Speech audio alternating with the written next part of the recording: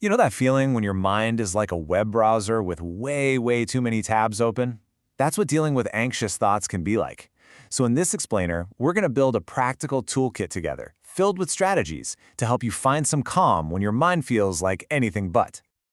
Does this feel familiar to you? That sensation where your brain just refuses to switch off, jumping from one worry to the next, with like zero peace.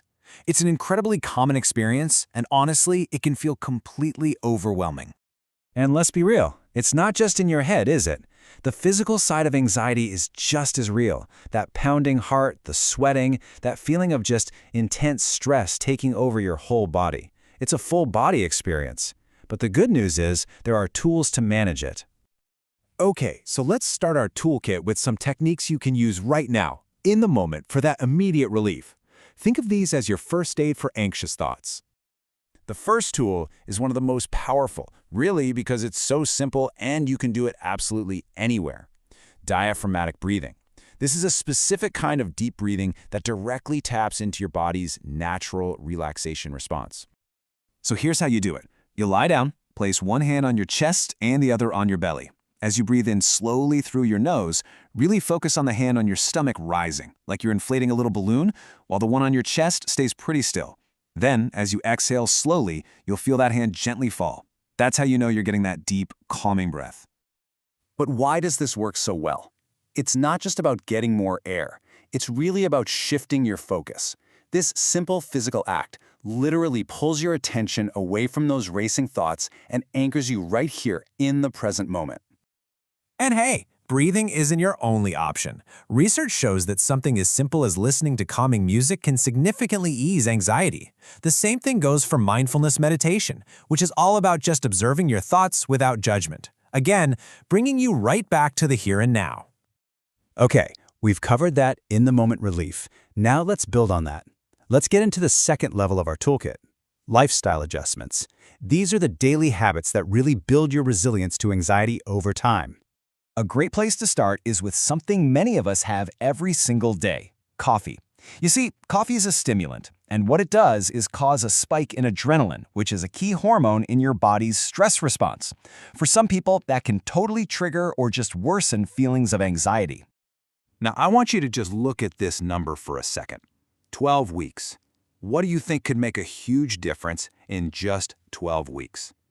Well, the answer is exercise. A 2022 study showed the power of just being consistent. People who followed a 12-week exercise program saw a really significant drop in their anxiety symptoms. It just goes to show, regular physical activity isn't just good for the body. It's an incredibly powerful tool for the mind. Okay, next up is the classic chicken and egg situation, sleep and anxiety. Anxious thoughts can make it so hard to fall asleep, right?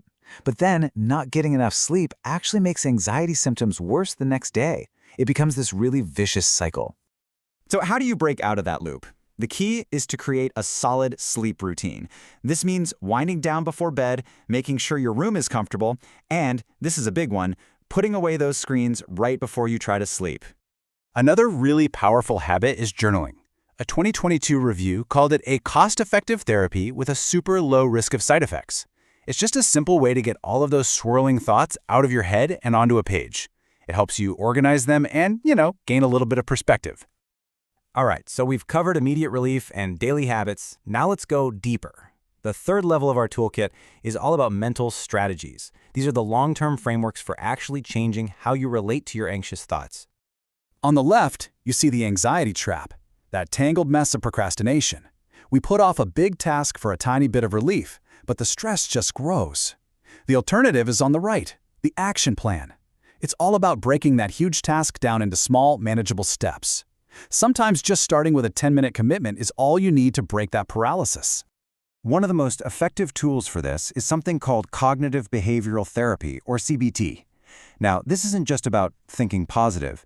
It's more like becoming a detective of your own mind.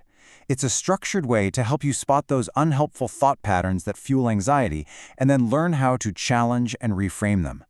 And here's a really practical CBT tool you can use right away. When you catch a worrying thought, just stop and ask yourself this one question. It forces you to step back and look for actual evidence instead of just automatically accepting that anxious thought as a fact. Finally, let's talk about what might be the most important tool of all, knowing when to ask for help. It is absolutely a sign of strength, and you are not alone in needing it. I really want you to hear this. If your anxiety feels severe, or if it's just been going on for a long time and these self-help tools aren't quite cutting it, reaching out to a doctor or a therapist is a powerful and completely valid next step. A professional can help you explore a whole range of options, from talking therapies, like the CBT we just mentioned, to different types of medication that can help manage things. The whole key is finding the right path for you, because it's so different for everyone. So after going through this whole toolkit, here is the most important thing to remember. Managing anxiety isn't about finding some kind of magic cure. It's about building a skill set.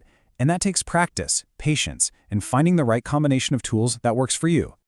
And that brings us to our final thought. Looking at everything we've covered, from just taking a single deep breath to considering therapy, what's just one small, totally achievable step you can take for your own sense of calm today?